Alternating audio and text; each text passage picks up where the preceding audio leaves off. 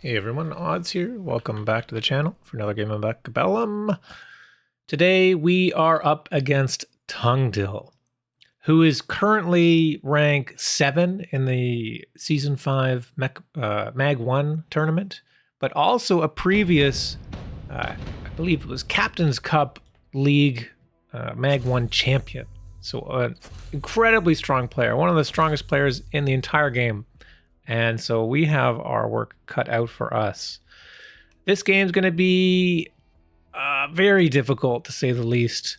But I am feeling okay with this starter pack. I like hounds. Hounds are all right. The balls, I'm not sure. I didn't feel like it would be a good idea to go aggro into Tungdil with the balls. Tungdil is Fire Badger spec, and with the starter as a Mustang Crawler, I'm like, maybe we could get aggro into here, but I've been trying out this sort of rear placement on the steel balls and having it on the sides like this. What it does is it prevents anything coming here on the sides. It'll stop the flanks. So if you have this and you have like crawlers or whatever on the side, it will stop everything. So I'm thinking that, hey, let's play a standard game.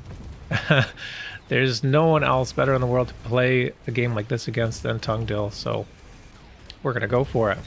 We do put our amps on our hounds, and what that does is it means the hounds will one-shot crawlers. Now, we don't have crawlers this turn, so it's, well, actually, sorry, there are 3, my bad, oh my god. It will deal with the crawlers. I mean, I was looking at the Mustangs, but yeah, they do one-shot the crawlers with that extra damage boost from the small amp core. Now we've got advanced shield, photon coating, proof wasp, master's melter. Tungdil goes for advanced shield, and we do the same actually. So yeah, guys, like sometimes Mechabellum is so difficult. I feel like I'm making all the wrong decisions. And then sometimes I have a game where I feel like I make all the right decisions, and I see I've made the same decision as Tungdil, the advanced shield. My thought process here is, well, we are both standard. We're probably going to be going to a late game. An advanced shield does very well at stopping spells. So it's kind of like a contingency. If we're going to go into a late game, we're going to maybe have spells probably. And the advanced shield will help us stop the ion beam from popping the shield too quickly. And also, storms or orbitals or anything like that. So it's a bit of a contingency. Now, this turn, I think, man, what are people having a hard time with ladder with? Incendiary? All right, let's pop the incendiary. We get some chaff clear with the incendiary, and then maybe our balls can get in. And it's just kind of annoying to deal with. So we have this wide formation here. We've got incendiary and everything, and now we're kind of free to do whatever it is that we want. We're not forced to do something. We're not in a specific game plan where we have to do X or Y. We're not pigeonholed in anything just yet. We're remaining kind of flexible here. And, Tungdil has all light units.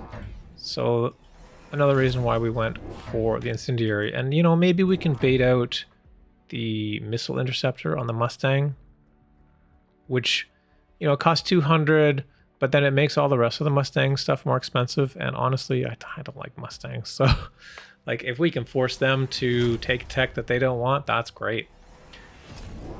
Now, commonly you see like Titans being used with this incendiary. Maybe we go for War Factory or something like that. But Tungdil does have the Wasps, and we decide to go for the Mustang. We do pick up that laser sight, so we're going to hopefully be able to deal with those. We'll be a bit farther away. This is the turn for the Fire Badger. So we have to be a bit careful, but our steel balls can kind of tank a bit. And you know what?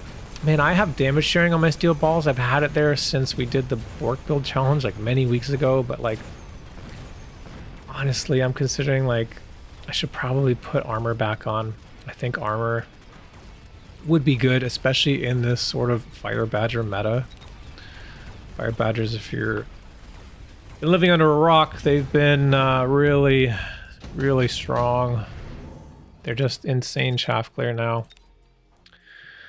And so we've got unit drop here: Sandworm, Phoenix, Void Eye, and Phantom Ray. Tungdil goes for the Ray. And I think we go for the Worm here. We do. So I have armor on Worm, and I don't on the balls. And maybe that's the reason why here we're like, yeah, maybe we can go Sandworm. We can get in close if he's going to go for more Fire Badgers or, you know, whatever. We'll get the Worm. Tungdil does go for the Phantom Ray with armor, which is actually really strong here. We're not going to be able to do any damage to it with our Mustangs. We're actually selling out of this ball now because we're going into the Worm. We can get 2 worms. Can we get 3 worms? Is that crazy?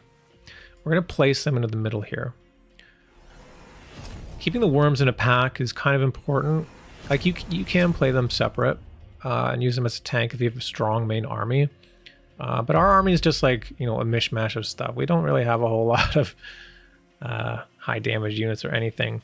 So we're going to box and bundle up our worms, and we're going to use them from the middle here. We can mobile beacon to one side or the other side and keep Tungdil guessing on which way we're going to go.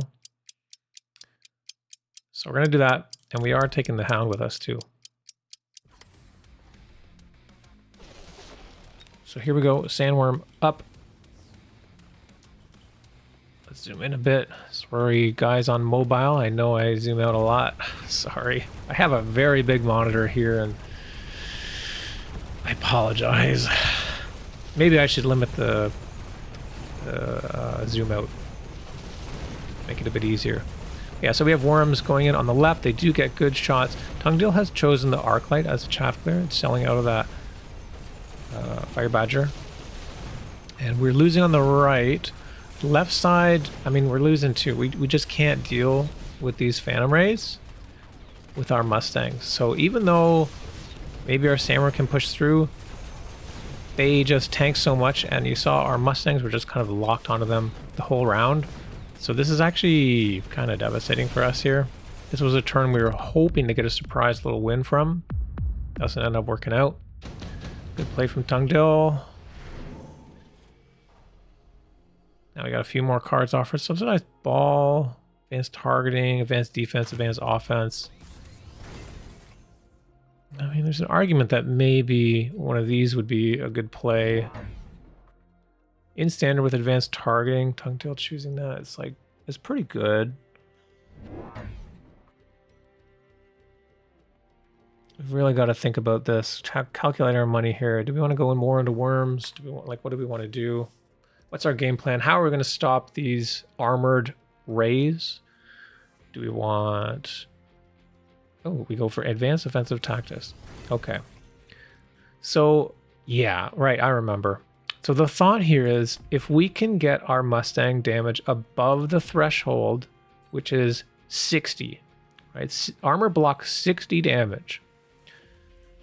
This, now that we have advanced tactics, we have 102, and we're at level 2. This guy here is at 51, so not quite above the threshold. We do have +1 attack. Also to note, we do not have armor piercing on our Mustangs. I actually prefer HE. Maybe that's something I should swap with this armor stuff. But we do go for the marksman here. We're just kind of, yeah, building it out. So we put 2 on the right because this Mustang cannot clear the Phantom Rays, and we put 1 on the left because this one can. And now we're gonna, because we've got extra stuff on this side, we're gonna bring our worms over to the right side. And we see Tungdil has opted for the fort to try to deal with our worms. Now this is very critical here, very important. I clicked the fortress here, and I notice on the tech bar, there's double shot. There's range, there's barrier, there's AA. There's no overload. And in my opinion, double shot, yeah, it's pretty good, but overload is really what helps it deal with the worms. Double shot still has a slow attack. So you can double tap a worm and hopefully do a lot of damage. But the worm has a couple techs here that can help with that.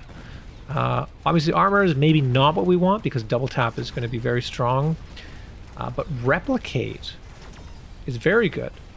So replicate here, as soon as it pops out, it creates a larva, and it's going to put the larva directly in front of the worm. So that means when it comes out, the fort is going to double tap the baby sandworm, which honestly is perfect, right? And it has a slow reload time, so it's not even going to be able to shoot the sandworm again. And this is why overload is better at dealing with sandworms, in my opinion, because of the techs on the sandworm. I haven't teched anything yet. Maybe he was expecting me to go for a tech, maybe armor or something, and by not teching and remaining flexible, we found a little bit of an opening here. Tungdil goes for the storm collars. Another unit drop is available here. Not sure what we can do here. I'm gonna minimize this. So we do see the other fort. We see double tap chosen now. Yeah, this is very important round here. We do also have the missile interceptors from the Mustangs out, so going to be stopping all of these incendiaries. We take and sell the Vulcan? No. We got the Vulcan so we can oil. There's a lot of light units still, so maybe if we can get an oil down, we'll be able to crush all this stuff. So we put the oil down on the left. We got the Vulcan here. Hopefully we'll stay alive. Got some levels here. We do have a level 2 on Mustang now, which is important because this now passes that damage threshold, and we can actually do damage again to the level 1 ray. Thankfully, we got no levels on these rays. And so we got 600 bucks. We get another worm. And a crawler. Actually, we don't have tech now. We're just building out our board a bit.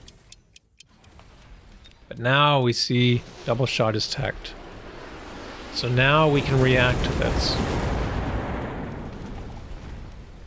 I mean, it's important not to take, too much damage while being flexible, and I think I have that problem in a lot of my games. I've been struggling a bit, but in this case, we waited for the double shot, and hopefully now we're not going to take too much damage. This is a turn where we do have fire, so we are mitigating a lot of damage. And hopefully we can get in here. We can kill this fort. You see it double tap. It does quite a lot of damage, but not enough. But on the right side, we do push through. Left side is mostly cleaned up. Speed this up a bit. Fort left here. It's not got very much HP after walking through all that fire. And this is actually looking like a pretty good round. Got some levels on our marksman. We got a couple worms alive. So yeah, we do some decent damage there. 2600 for Tungdil. Advanced power offered. That's pretty good. There is a battleship too. Are we worried about that? No, we're completely safe against the battleship. Tungdil goes for fortified Mustang. That's crazy. I actually did not notice that while we played this. See range as well. That lowers the damage. Is that... What is that? Is it worth it? So they got 10... So they got 1080 health now.